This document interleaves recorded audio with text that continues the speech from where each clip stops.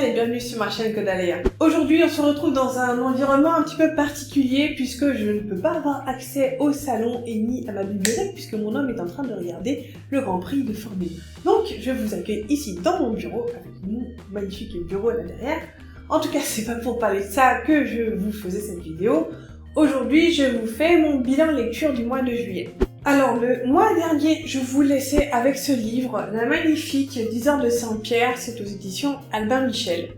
Alors, j'ai terminé ce bouquin à peu près à la mi-juillet et vous pouvez déjà voir la chronique écrite qui est sur mon blog. Je vous encourage à aller voir puisqu'ici, je vais vraiment faire un... Je vais essayer d'éviter les reflets. Je vais essayer de vous faire vraiment un résumé un petit peu succinct de cette lecture. Donc le pitch, de quoi ça parle, de quoi parle ce livre? Tout simplement, c'est l'histoire de Roxelane qui est en fait c'était la sultane, la femme de Soliman le Magnifique, qui a été sultan à peu près au moment du règne de François Ier, pour vous donner une idée. Et non seulement, donc aussi pour vous resituer, ça a été un grand allié de François Ier contre Charles Quint à l'époque, puisque voilà, c'était un peu la guerre en Occident, et d'ailleurs François Ier n'était pas très loin de l'excommunication, puisque les autorités catholiques religieuses ne voyaient pas d'un très bon œil qu'il s'allie avec un sultan musulman. Voilà, ça c'était pour une petite anecdote de Franck Ferrand. Voilà, donc nous suivons Roxelane et vraiment c'est une ascension sociale, donc à partir du moment où elle était une pauvre petite esclave qui avait été vendue à l'époque dans son village en Russie et qui se retrouve dans le harem du sultan, qui attire son attention, qui va se l'attacher en fait et qui va gravir tous les échelons de la société musulmane pour devenir la sultane. Et on découvre aussi justement toute cette société qui est vraiment extrêmement différente par rapport à nous, ce qu'on a connu, ce qu'on a appris à l'école, avec des fonctionnements, avec des règles qui sont extrêmement différentes. Par exemple, voilà, les femmes qui devenaient sultanes, il suffisait que leur sultan de mari s'entiche d'une autre et qu'il fasse un gamin et une autre pour que justement, l'ancienne femme devienne un petit peu persona non grata et que les enfants, du coup, limite à la fin s'entretuent pour qu'à la fin il n'en reste qu'un, c'est pire qu'Highlander. Mais voilà, il y avait vraiment des problèmes de succession qui se terminent dans le sang, je dois dire, dans le sang et dans les larmes. Et voilà, c'est toute une société qui est complètement, vraiment, je dirais pas exotique parce que je pense qu'on en a un petit peu, on a une image d'Épinal en fait de cette société musulmane et ottomane de l'époque, avec les harems, tout ça, tout ce qu'on a vu avec les orientalistes. Mais voilà, c'est quelque chose qui était extrêmement intéressant et j'ai beaucoup aimé aussi dans ce livre, dans cette société qui était peinte et cet amour en fait pour cette société-là qui transparaît à travers les pages. Maintenant cela dit, ça c'était un petit peu les plus, les moins je dirais, c'est que c'est extrêmement bien écrit. Moi j'ai vraiment adoré la plume 10 heures de Saint-Pierre. Maintenant j'avoue que il y a très très peu de dialogue. Et ça m'a un petit peu gênée pour justement pour que les personnages prennent vie et ne soient pas juste des personnages un petit peu qui restent des personnages historiques. Voilà, je sais pas si ça fait sens ce que je vous dis, mais voilà, pour leur donner un petit peu de vie, un petit peu de souffle, un petit peu de chair et de sang, j'aurais aimé un petit peu plus de dialogue pour qu'ils prennent vie un petit peu à travers les pages, et ça m'a un petit peu manqué. Et à côté de ça, justement, j'avais un sentiment très ambivalent concernant Roxelane, puisque c'est une femme qui est extrêmement déterminée, qui est extrêmement forte, qui a eu un destin vraiment hors du commun à cette époque où on n'avait pas cher des peaux des femmes aussi dans cette société-là. Et elle s'est vraiment battue à force de volonté, à force de machiavélisme aussi, et voilà, elle n'a pas hésité à marcher sur les pieds des autres pour en arriver au point où elle voulait, encore que peut-être qu'elle n'a pas réussi à y aller à 100%. Mais voilà, il y a ce côté à la fois que j'admirais et qui me l'a fait paraître extrêmement antipathique, puisque voilà, c'est une femme qui est extrêmement calculatrice, qui est très machiavélique, qui finalement pense à elle avant tout le reste. Et j'ai vraiment eu l'impression que des fois, en fait, l'amour qu'elle portait à Soliman le Magnifique était purement calculé pour justement assurer en fait sa soif de pouvoir et sa survie aussi, hein, entre guillemets, les deux sont liés. Mais voilà, donc voilà, j'ai eu un petit peu des sentiments ambivalents envers cette femme qui, franchement, je pense qu'une adaptation cinématographique de ces deux personnages-là, Soliman et Roxella, je trouverais ça absolument génial. Parce que, voilà, ils ont des destins hors du commun, ce sont des personnages historiques de premier rang de l'époque. Et voilà, je me suis rendu compte en lisant que j'avais pas vraiment, en fait, à part les peintures des orientalistes, j'avais pas vraiment d'imaginaire. J'ai pas vu de film sur eux, j'ai pas vu de série sur eux, je trouve ça vraiment dommage, mais je pense que ça pourrait être très sympa. En tout cas, voilà, pour les fans de romans historiques, de personnages comme ça, un petit peu atypiques, et puis voilà, ceux qui aiment un petit peu l'Orient, l'orientalisme, etc., je pense que ce livre pourrait vous plaire. Alors après ça, j'ai fait un tour à la bibliothèque à côté de chez moi et j'ai pris 4 BD, donc deux tomes de 2 séries, donc je vais vous présenter ça tout de suite. J'ai tout d'abord pris les tomes 1 et 2 de Murena, c'est aux éditions d'Argo et c'est de Buffo et de Labi. Donc vous avez le chapitre 1, celui-ci de La pourpre et l'or, et ici le tome 2 de Sable et de sang. C'est une BD historique qui se passe dans la Rome antique. On suit en fait l'accession au trône de Néron. J'adore le dessin je surkiffe, c'est de la BD belge dans tout sa splendeur. Vous avez les planches qui sont absolument magnifiques. Est-ce que je pourrais vous montrer sans forcément trop vous en dire. C'est une BD quand même qui est pas forcément à mettre entre toutes les mains parce que vous avez de la fesse, vous avez du sang, vous avez des combats de gladiateurs, vous avez des orgies, etc. Donc voilà. C'est une BD qui est extrêmement agréable à lire, qui a l'air d'être très très aussi documentée sur Néron et sur les Césars et sur sur le gouvernement j'arrive pas à parler, mais c'est pas grave, hein, vous voyez ce que je veux dire. Pour ceux qui aiment les BD historiques et les BD qui sont vraiment belles, bien dessinées, et qui veulent apprendre des choses, franchement, je la conseille. Mais voilà, elle n'est pas forcément à mettre sous des yeux chastes. Ça pourrait choquer, enfin, c'est une BD qui est clairement adulte, hein, je préfère le préciser. C'est une BD adulte, mais qui est extrêmement agréable. J'ai également emprunté ces 2 tomes, il s'agit du tome 5 et 6 de la geste des Chevaliers Dragons. Donc nous avons ici les Jardins du Palais, donc c'est le Ange et Paty, et ici, par-delà les montagnes, le Ange et Surac. Je reviendrai pas forcément sur un peu le pitch de cette série, puisque j'en ai déjà parlé dans mon update lecture précédent, donc là, c'est la suite, de ce que j'avais lu la dernière fois. Maintenant, cela dit, je me rends compte que de toute façon, je pense que chaque tome pourrait très certainement être lu de façon complètement dans le désordre, etc. À part, je crois, dans les premiers tomes où il y avait des personnages de la fin, le premier tome qui revenait dans le deuxième tome, etc. Il y avait une espèce de continuité comme ça. Là-dedans, j'ai pas vraiment l'impression, ça se passe à des époques différentes.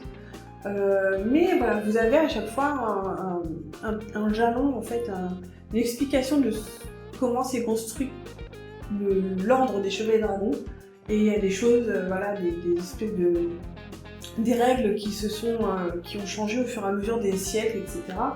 Et par exemple, dans ce tome-ci, vous avez une explication par rapport à l'action des Chevaliers Dragons par rapport aux créatures qui sont atteintes par le Veil. Donc le Veil, que je vous rappelle la dernière fois, le Veil c'est une espèce d'influence néfaste que dégagent les dragons donc dans leur entourage et qui déforme tous les êtres vivants, que ce soit humains ou animaux. Tout ce qui n'est pas vierge en fait est déformé par le Veil. Voilà, qu'est-ce que je pourrais dire en plus? Je pense que je vous avais fait un petit topo sur le tome 4 que j'avais lu, qui m'avait complètement retourné le cerveau, qui était vraiment exceptionnel.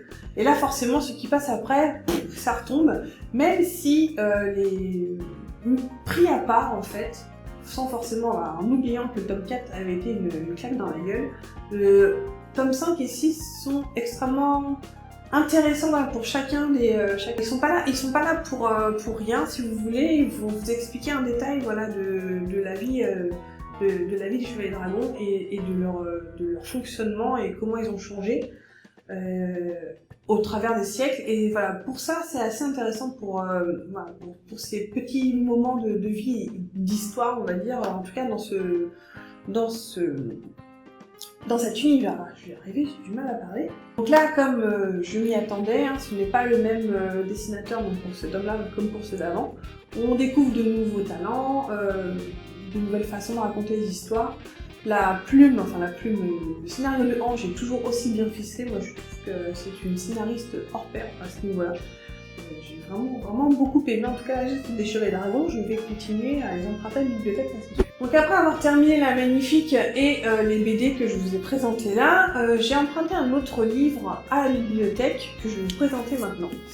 Il s'agit de Femmes qui courent avec les loups de Clarissa Pinkola St et c'est aux éditions de Grasset. Ce livre est un petit peu particulier puisque ce n'est pas un roman, ce n'est pas une histoire, c'est un essai qui parle de la femme et de la femme sauvage à travers justement